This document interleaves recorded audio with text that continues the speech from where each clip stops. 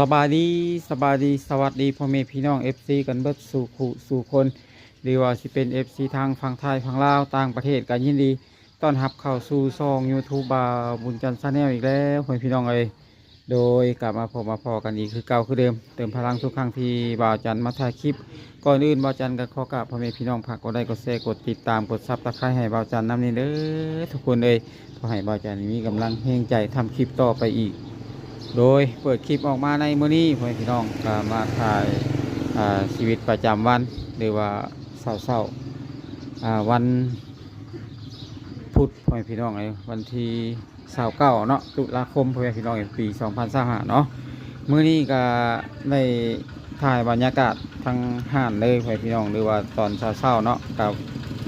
ถ่ายทำให้ทั้งพ่อแม่พี่น้องเฮาได้ติดตามรับชมพ่อแม่พี่น้องว่าชีวิตประจำวันของบ่าวจันทร์เป็นอย่างไรพ่อแม่พี่น้องเนาะก็ได้ถ่ายให้พ่อแม่พี่น้องเฮาได้รับชมมื้อนี้บ่ได้ออกตลาดพ่อแม่พี่น้องก็อยู่เรือนขายของพ่อแม่พี่น้องเนาะขายของหรือว่าขายข้าวต้มขนมพ่อแม่พี่น้องแล้วขายหลายอย่างอยู่พ่อแม่พี่น้องเนาะหรือว่าเป็นเครื่องดื่มหรือว่าสิเป็นน้ำมันรถจักรพ่อแม่พี่น้องหรือว่าสิเป็นข้าวต้มขนมหรือว่าเป็นมาม่ากล้องพ่อแม่พี่น้องบ่าวจันทร์ก็ได้เอามาวางขายเล่เป็นที่เรียบร้อยพ่อแม่พี่น้องเนาะเสียงอาจจะบุกบนชนแซวเนี่ยพ่อพี่น้องเพราะว่าเรือนเรามันใกล้บนทางพ่อพี่น้องใกล้เข็มทางเนาะเพราะว่าเป็นรถไถเนาะก็สิกลับไปกลับมา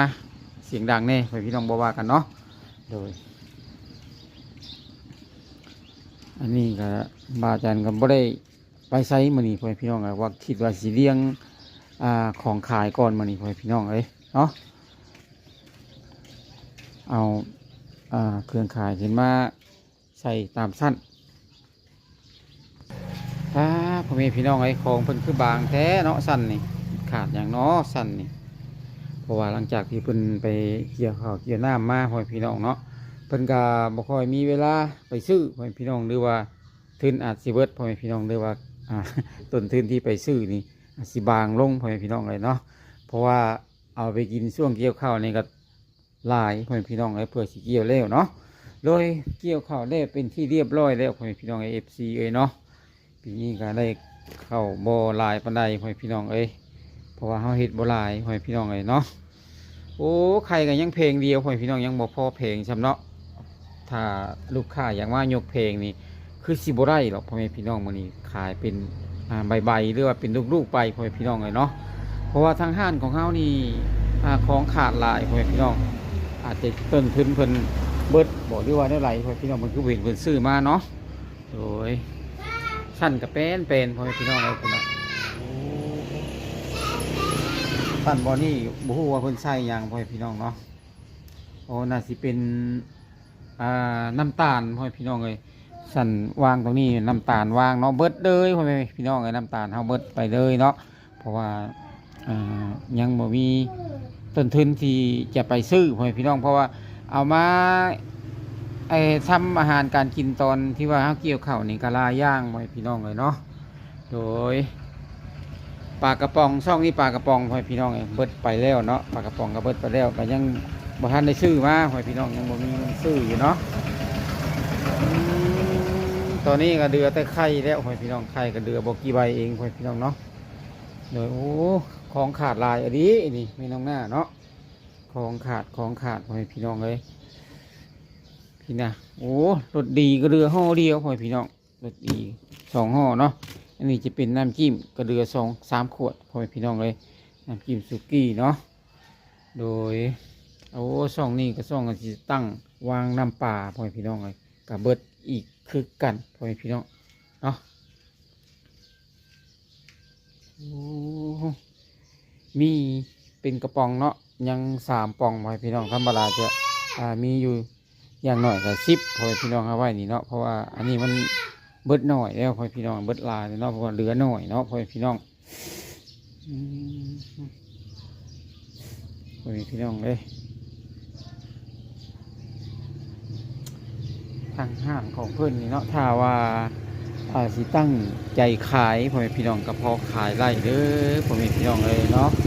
ก็พอขายไร่เพราะว่าซื้ออย่างมากก็พอได้ขายพ่อพี่น้องของเพื่อนน้องเน่พ่อพี่น้องน้ำสั้นเบอร์นี่บางเบอร์ได้พ่อพี่น้องเนาะ บางเบิดพ่อพี่น้องเลยก็ขาดหลายอย่างพ่อพี่น้องเนาะแต่ว่าเพิ่นช่วงนี้เพิ่นก็อาจสิงดซื้อไปก่อนพ่อพี่น้องเลยเพิ่นเบิดต้นทุนพ่อพี่น้องเพราะว่าต้นทุนของเพิ่นนี้อ่ามันก็เอาไปใช้จ่ายในเวลาเกี่ยวข้าวพ่อพี่น้องเลยโดยสบายดีน้องหน้าอืมโดยเอายังลูกเอายังเอาขนมบ่โอ้เอาไปเลยเพราะว่าห้านตั้งห้านของห้านี่มันก็เป็นที่ขายที่เหมาะเลยพ่อพี่น้องเพราะว่าติดขอบทางพ่อพี่น้องนี่นะทา